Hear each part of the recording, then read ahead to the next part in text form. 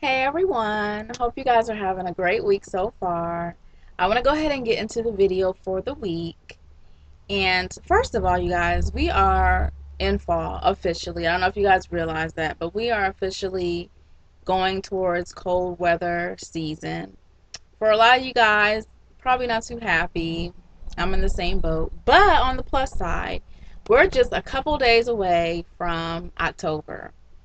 October is my all-time favorite month of the year because of Halloween. I love Halloween, you guys. I love it, love it, love it. I love being scared. I love the haunted houses and the scary movies, the trick-or-treating. I love everything about the dressing up. I think we're actually going to dress up this year. We didn't do it last year, but I love every element about Halloween. Now that brings me to my topic. Halloween is all about fear and being scared, and the whole thing of it is kind of controversial for some people. Especially if you're saying you're a Christian. Christians are not supposed to like Halloween. I don't agree with that statement at all. That's another video. But anyways, I love Halloween, but it brings up the idea of fear and being scared. And let me first say that I love the idea of being scared when it's fun and fancy free and I'm dressed up. I'm at a haunted house. That's the kind of fear I'm talking about that I like. Not fear that alters my everyday life and how I live my life. I'm not talking that type of fear is not good. And I actually want to bring up 2 points when we talk about fear in this video. And the one thing that really can be a hindrance in our life is fear of something when it's stopping us from doing something else. Things that we know we should be doing, we're not doing out of fear. Now, that's one fear I want to address. And I have two examples. That fear, I'm going to use myself as an example. The other type of fear is fear where we will react how we normally would not react out of fear. Now, that can be really detrimental to us as well. And I'm going to use my aunt, a story about my aunt for that one. But before I go into those examples and the stories, I have to point this out too. This week, my brother came and visited. And I don't get to see him often, but he was in the area and called my dad and let my dad know he was here. So I got to see my brother. And him being here made me face one of my fears. And I want to talk about a lot in this video, so I'm trying to condense it down really quickly. He was talking, and my brother does not know that I'm working on a book that's geared towards singles. And one of the things in my book that I talk about is online dating. So, long story short, I'm talking to him, and he's asking me, Dion, have you tried online dating? And I was telling him, about the experiences I've had with online dating, and I've been doing the online dating thing off and on for years. I know when I first started doing it, it was on Yahoo Personals, which is now Match.com, I believe, but it was first called Yahoo Personals. And back then, I always had the idea that online dating was for people who were desperate, ugly, lonely, yada, yada, yada. I think I've shared that with you guys before, how I felt about online dating. And nowadays, online dating is for everyone. People who are busy, people who are ugly, people who are attractive, people who are in church, not in church, big, small, fat, tall. Everyone is doing online dating nowadays. And um, when he asked me about it, it kind of made me laugh because, I'm thinking in my mind, I've done it off and on for so many years. And yes, I've met people, but nothing substantial. And the reason I say him being here caused me to face my fears was because I actually said, well, you know what, I'm going to give it another try. And I've always had the belief that the man of my life, I'm not going to meet him online. I'm going to meet him because he's going to walk up to me and start talking to me. I always felt that way. But I was like, you know what? I'm in Mount Vernon. I'm isolated. There are not very many men here that I would be interested in. So maybe I should try the online thing again. So that's my sister calling. Okay, so that's when I was like, well, I got home that night and I was like, let me try to see what I can do. Like nowadays too, dating sites, they charge you. Back when I was on Yahoo Personals, they did not charge you. But nowadays, dating websites will charge you. They let you make that little look at matches for free. But you can't talk to them. You can't receive messages from them. You can't flirt. You can't chat. So nowadays you have to pay. So I was just like, I'm not paying. That's been my mindset for probably about 2 years. Is I'm not paying. So I haven't done the online thing for about 2 years. I'm not paying. So I'm not paying to fall in love. It's not worth it. So I was like, okay, my brother said, D, give it a go. So I'm going to try it again. So I got on a dating website. And remember, we're talking about facing our fears. And one of my fears has been actually approaching men online. I've always grown up, and I think most women have grown up with the mindset that we're not supposed to approach men. And on these dating websites, the men are saying, women, if you want something to happen, you have to write to me. I know back in the day, if I visited a guy's profile maybe 2 or 3 times, he got the hint that I was interested and he would just write me a note. Nowadays, the men aren't doing that. You could visit a man's profile. He could be what you're looking for. You're what he's looking for. And he's waiting on you to write him. He won't write you. So, ladies, we have to grow a pair these days if we're going to be dating online, because men, they're not writing notes and approaching you like they did back in the day when I was on Yahoo Personal. So that caused me to face a fear of mine. I had a fear of doing that. Now, if I knew it was going to be something unthreatening, like approaching a man online, as friends or networking, I have no trouble doing that at all. But if I see this man, I think, he has something that might be a match with me, or he could be the one, or that old fuzzy feeling, then I'm afraid to approach him.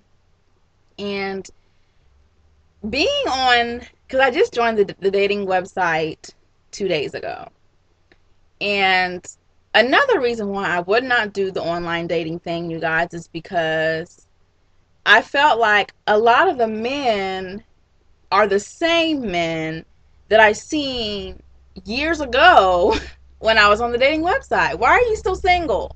Why is the same man still single? Okay. So yeah, it caused me to face my fears, because I had to actually reach out and get in contact with a man that I had interest in.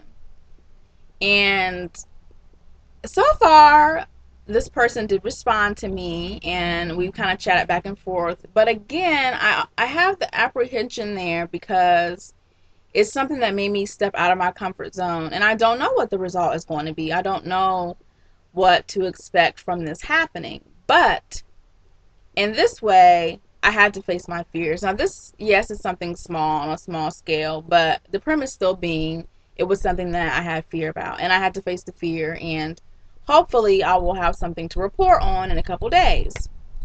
Now back to my examples about how fear can affect you.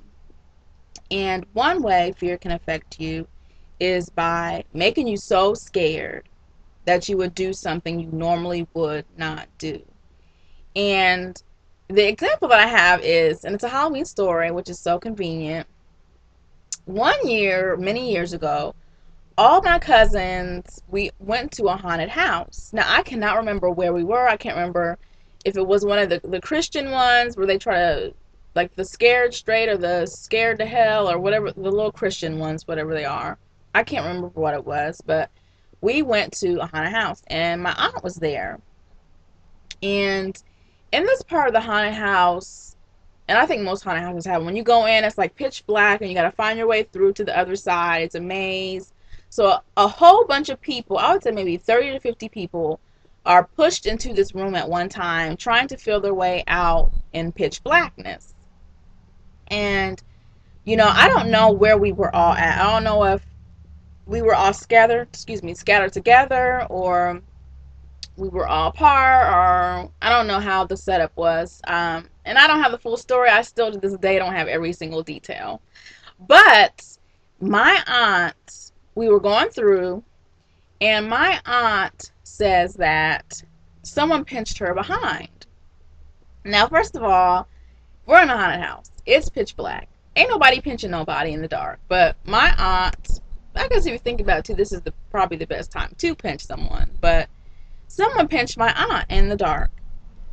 And the normal person might think, well, we're going through, it's dark, people are grabbing and feeling their way through, so it was an accident. Not my aunt. My aunt, out of fear, I believe it was fear, um, turns around in the pitch black room where you can't see anything. She doesn't know who she's looking at. It could have been us. It could have been me or her own children behind her. She doesn't say, who is this? Is everyone okay? Who's touching me? She says nothing. She turns around and decks the person behind her. I mean, full on full sucker pops someone who's behind her.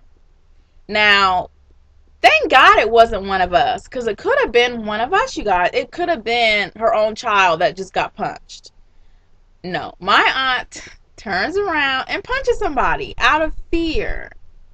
Punches them. And like I said, thank God it wasn't, it wasn't one of us. And I hope it was the person who actually pinched her that just got punched. But out of fear, my aunt punched someone in a haunted house in the complete blackness. So that being an example of something we would not normally do that we do out of fear. And I know you guys have heard that when people are scared, they will do things that are out of their character. Fear pushes you to a limit. And in that example, somebody's face got hurt. But to my example, the example of fear keeping you from doing things. I don't know if you guys understand. I don't know if you guys know that fear is bondage. When we have fear about things, we are in chains. We are chained up and cannot be moved. And it's something that I don't think people really realize. And a lot of people are okay with, a lot of people are okay with not facing something because they know that they're afraid. But to my example, because I can go on and on and on, my big example was school. Because I have been wanting to go back to school for a number of years. And I've always said I'm going to go back to school, but I have been wanting to do it for a couple years now. And that was fear keeping me from going. I had so many things the enemy was putting into my head. I'm not going to be able to do it with my finances. I'm not going to do well in school. I had been out of school 4 years. And, I left college and I was like, back then I was in my early 20s, 19. Because I've had some stops and goes, you guys. I started when I was 17, then I stopped, then I went back, then I stopped. So fear has just played on me for some reason when it comes to school. And I had to seek God first of all, because God had put it in my heart and I wanted to do it, but I still had fear. I had the fear that I was not going to do well, my finances were not going to allow me, my credit was already pushed to the limit. So many things the enemy will put into our head to keep us from doing things, especially doing things that God wants us to do. And I have finally faced my fear, and I thank God because things are just going smoothly with school. Yes, you can teach an old dog new tricks. Yes, I may be the oldest person in my class, but I don't care. And I don't care. And I believe the end result is going to be exactly what I want it to be. So I'm hitting almost 15 minutes, you guys. So I'm going to cut it. I still have so much I want to tell you guys, but I just want to encourage you, as always, I want to encourage you guys this week to face fears. Don't you know that if you don't face fears, you're never going to have what you should have or what you want to have? Because it's just a trick of the enemy to keep you exactly where you are and give up. That was me giving up, leaving school. That's giving up. And all because of fear. So you guys face your fears this week, whether it be with meeting someone, what if it, ladies, maybe it's going up to him and talking to him. And we can talk about that, we can talk about that another time too. A lot of people don't agree with women doing that, but that's a whole nother video. But this week, face your fears, and I'm sure you're going to see phenomenal results with just facing fears, making a step forward. A lot of times, you guys, yes, we are scared, but we still have to make the move. So face your fears this week and see what wonderful things are in store, what things happen, and let me know. Let me know, you guys, if you're coming up against something and you finally take a step forward and see what happens. So again, we're going into the weekend. Hope you guys have a great weekend. End of September rather. And I will see you guys next week sometime. So be blessed. Love yourself. Love somebody else. And I will talk to you soon. All right. Bye-bye.